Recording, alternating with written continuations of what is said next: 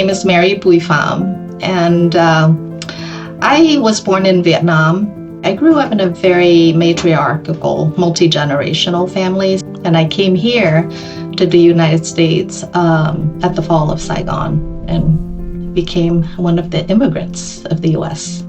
Core philosophy that defines how I approach life. I think everybody has something to contribute. Mary is completely committed to inclusion.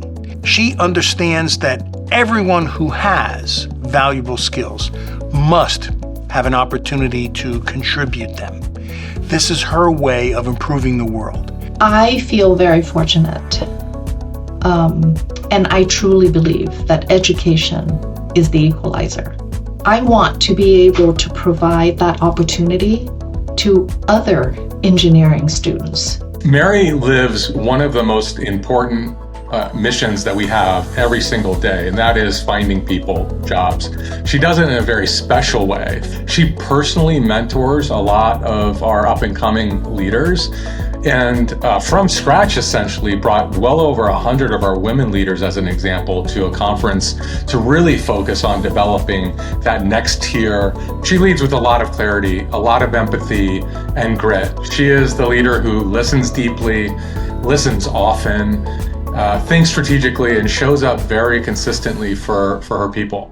I work for a company whose mission is we help people get jobs. We want to make the job marketplace equitable for everyone. No matter what your experience, no matter what your background, everybody deserves the opportunity to support themselves and their family. We didn't just say, we're going to have this set of people get jobs. We're going to have everybody get a job. And that's really a lovely mission. My advice to students at the Jacobs School of Engineering is everything takes hard work. You gotta have grit, you gotta have persistence, you gotta have resilience, and you have to just stay with it. If you dream really big and you achieve kind of halfway, that's already beyond anything.